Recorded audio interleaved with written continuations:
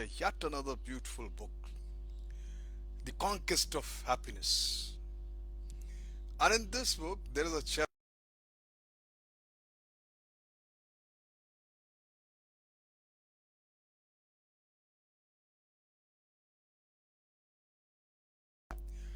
So today, I'm going to share with you the chapter Boredom and Excitement from the book, The Conquest of Happiness. My friends, it says that the boredom as a factor in human behavior has been, I believe, one of the great motive power throughout the historical epoch, and is so at the present day more than ever. Very truly, we are less bored than our ancestor, but you are more afraid of boredom actually. Very rightly observed and said. We have come to believe that boredom is not part of the natural lot of men, but can be avoided by a sufficiently vigorous pursuit of excitement. A wish to escape from boredom, my friend, is natural. Indeed, all races of mankind have displayed it as opportunity occurred, you see, wars, programs, and persecutions have all have all been part of the flight from actually boredom. You realize is that the author says even the quarrels with your neighbors has been found better than nothing. You just get involved in something to fight this factor called boredom. My friend, boredom, however, is not to be regarded as wholly evil. Too much of excitement not only undermines the health but dulls the palate for every kind of pleasure, substituting titillations for wisdom and jagged surprises for beauty. My friend, a certain amount of excitement is wholesome, I agree. But like almost everything else, the matter is quantitative. Too little may produce morbid cravings, and too much produces nothing but exhaustion. A certain power of enduring boredom is therefore, the author says, and I am convinced, is really essential for a happy life. The capacity to endure more or less monotonous life is one which should be acquired in childhood, the author says. Modern parents don't realize the importance to a child of having one day like another, except, of course, for somewhat rare occasions.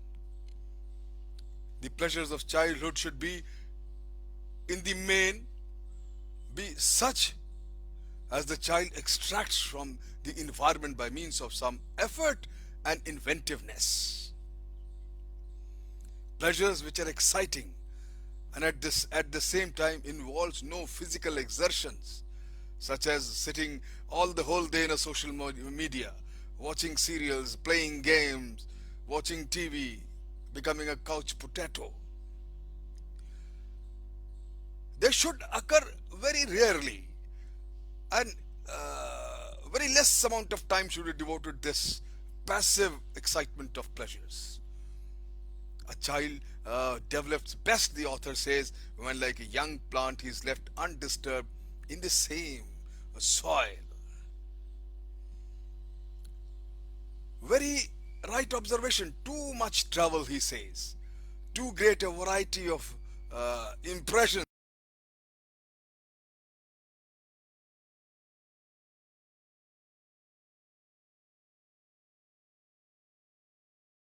of life.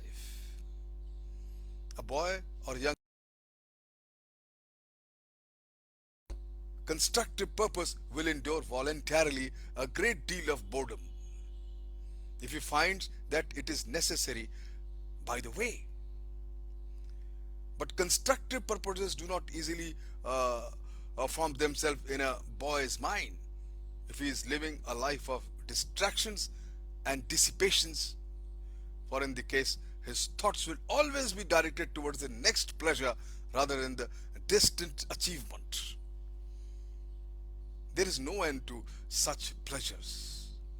A generation that can not endure boredom will be generation of little men, of men unduly divorced from the slow process of nature. Whatever we may wish to think, we are creatures of earth. My friend, our life is a part of the life of the earth, and we draw our nourishment from it, just as the plants and animals do. The rhythm of life is slow. Autumn and winter are as essential as motion. The human body has been adapted through the ages to this rhythm. I've seen a boy 2 years old who had been kept in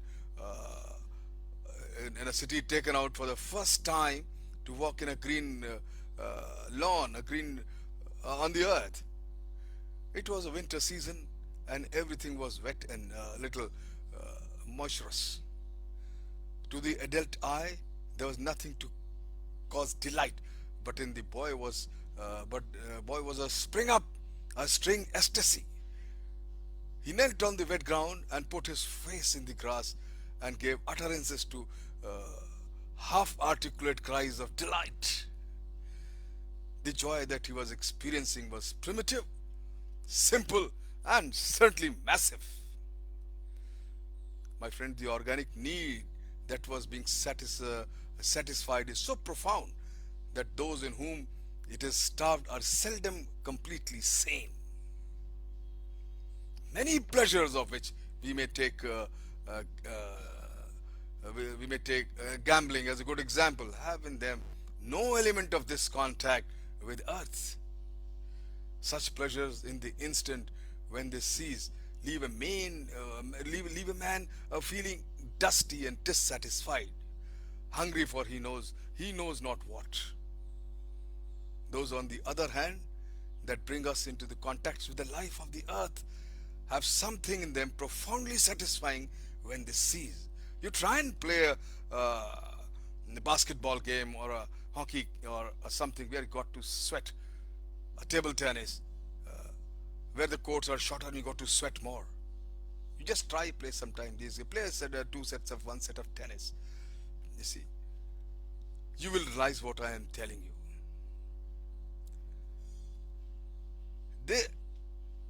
Although their intensity while they existed may not have been less than half of more existing dissipation, but they are effective. My friend, remember, boredom is a natural part of our existence. The special kind of boredom from which modern urban population suffers is intimately bound up with their separation from the life of the earth. Come out of your rooms. Witness the nature. Follow the rhythm of the nature. Play the contact sports. Let your child muddle with the earth. Let them move around, run around, play. It makes life hot and dusty and thirsty, like a pilgrimage in the desert, my friend. Remember, a happy life must be a great extreme, a quiet life, for it is only in an atmosphere of quiet that true joy can live. Thank you very much.